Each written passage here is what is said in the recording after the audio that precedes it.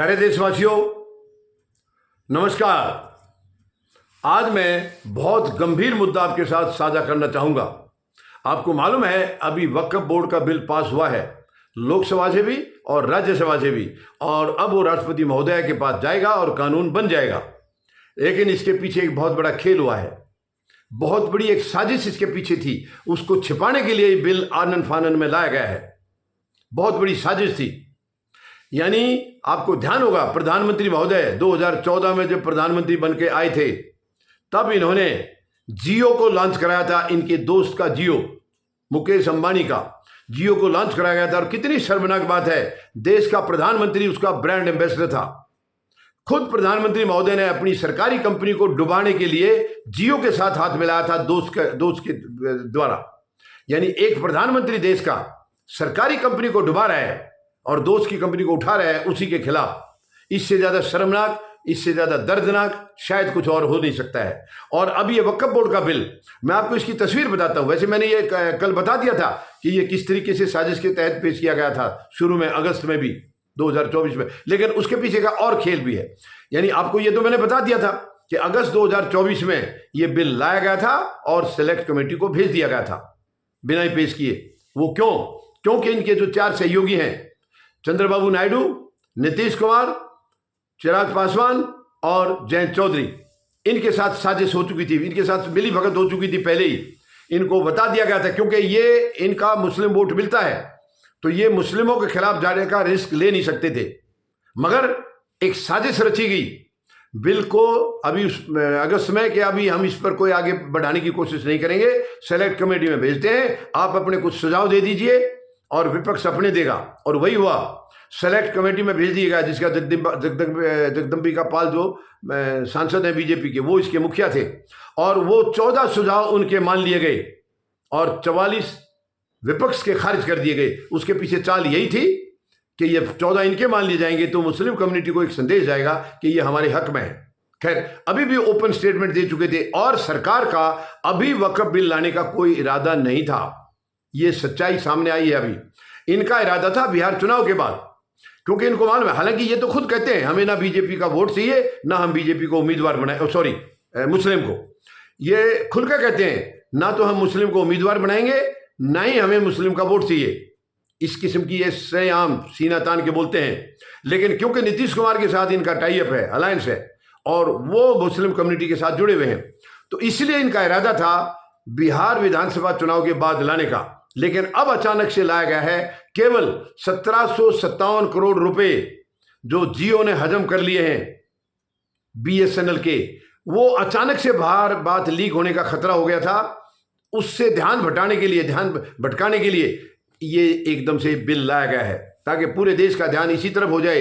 पूरा देश सड़कों पर होगा इस बिल के खिलाफ, और वो साजिश उसको देश जान नहीं पाएगा। ये मेन मकसद था। जब ये लॉन्च किया गया था जियो को, तो बीएसएनएल का जो इंफ्रास्ट्रक्चर है इनको इस्तेमाल करने के लिए कहा गया था और उसके लिए हर साल इनको पेमेंट करनी थी। लेकिन 10 साल में एक रुपया भी, एक नया पैसा भी पेमेंट नहीं किया गया। जो 1757 करोड़ रुपए बनते हैं, मैं जान सकता हूं क्या प्रधानमंत्री महोदय बताएंगे क्यों ऐसा हुआ? क्यों आपने सरकारी कंपनी के पैसे डुबाए, यानी क्यों देश के पैसे डुबाए और देश को अपने दोस्त को फायदा किया? क्या कहानी है प्रधानमंत्री महोदय, बताइए। क्या ये दोस्ती तक है या कुछ और है इसके पीछे? कुछ और मैं यहां कहना नहीं चाहूंगा, क्योंकि वो मैं एक दिन पहले कह चुका हूं।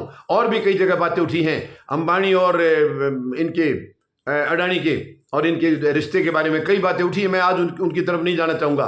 कहानी क्या है प्रधानमंत्री महोदय? सरकारी कंपनी को आप डुबा रहे हैं और दोस्त की कंपनी को उठा रहे हैं। इसके पीछे की कहानी क्या है? क्या है इसके पीछे का नाटक? आप बताइए देश को गुमराह मत करिए, देश के सामने सच्चाई बताइए। यानी 1757 करोड़ रुपए अब तक जियो ने बीएसएनएल को देने चाहिए थे, जो कि नहीं दिए।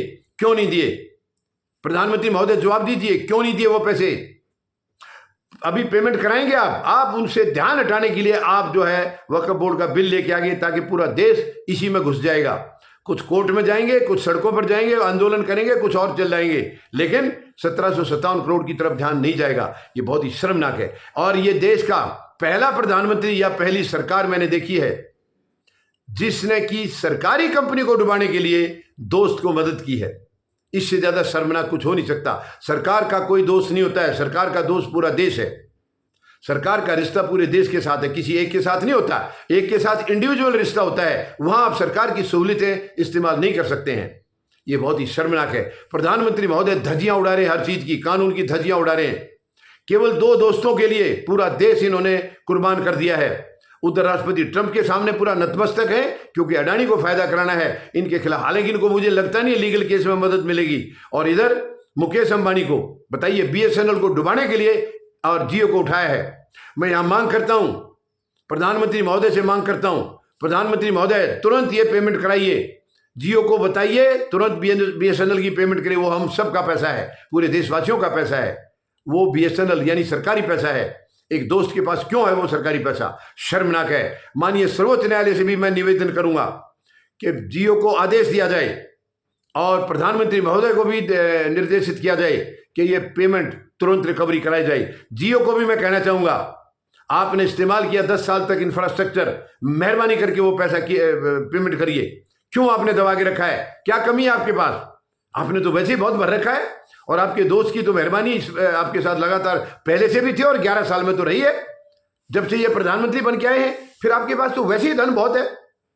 सबको मालूम है इस देश में क्या क्या साजिश हो रही है केवल 2 दोस्तों के लिए। नोटबंदी जो लाई गई थी उसमें किसका फायदा हुआ? सारे देश को पता है। आज हमारा वो सब्जेक्ट नहीं है, लेकिन देश को पता है नोटबंदी से देश को क्या मिला और दोस्तों को क्या मिला। किसी से छिपी नहीं है ये बातें। लेकिन ये साजिश बंद करिए प्रधानमंत्री महोदय। आप निष्पक्ष तौर पर अगर देश को नहीं चला सकते हैं तो छोड़ दीजिए, त्याग पत्र दे दीजिए, इस पद को छोड़ दीजिए। देश में बहुत बुद्धिजीवी लोग हैं, एक से एक मतलब जिम्मेवार लोग, डेडिकेटेड लोग मौजूद हैं, वो चलाएंगे देश को। लेकिन आप चला नहीं रहे देश को, आप बर्बाद कर रहे हैं, आप कमजोर कर रहे हैं, हर तरफ कमजोर कर रहे हैं। अमेरिका के सामने आप झुक गए हैं। भारत कभी झुका नहीं है। इतिहास है आज तक का, कोई भी प्रधानमंत्री भारत को कभी किसी ने कमजोर करने की या कमजोर पेश करने की कोशिश नहीं की है, लेकिन आपने की है। आज इंटरनेशनल लेवल पर भारत की बदनामी हो रही है। लोकतंत्र को आपने बर्बाद कर दिया है, इसकी धज्जियां उड़ाई जा रही है और बाहर जो है इसकी खिल्ली उड़ रही है। आप नतमस्तक हो रहे हैं, बांग्लादेश के सामने हो रहे हैं, चीन के सामने हो रहे हैं, राष्ट्रपति ट्रंप के सामने हो रहे हैं। क्यों? भारत किसी की मेहरबानी की रोटी नहीं खा रहा है। प्रधानमंत्री महोदय कड़ी मेहनत कर रहा है। भारत का किसान देखिए, किसी जमाने में बाहर से अन्न आता था, आज हमारा अन्न सरप्लस हो रहा है। ये केवल हमारे किसान की कड़ी मेहनत से है और आप उस किसान को आप बर्बाद करना चाह रहे हैं। हमारे मजदूर भाई बहुत मजबूती से सारे देश को वो मजबूत करने में लगे हैं, मगर आप उनको बर्बाद करने में लगे हैं। प्रधानमंत्री महोदय मेहरबानी करके देश को कमजोर मत करिए। अमेरिका से अभी हमारे जो युवा थे, जो बदकिस्मत से वो गलत तरीके से चले गए थे, और वो गए भी आपकी कमजोरी की वजह से थी। आपने नौकरियां नहीं दी उनको, आपने बेरोजगार कर दिया, मजबूरी में गए हैं अपना घर बार बेच करके, जमीन बेच करके। प्रधानमंत्री महोदय ध्यान कीजिए जरा, मत देश को बर्बाद करिए, मत देश को कमजोर करिए।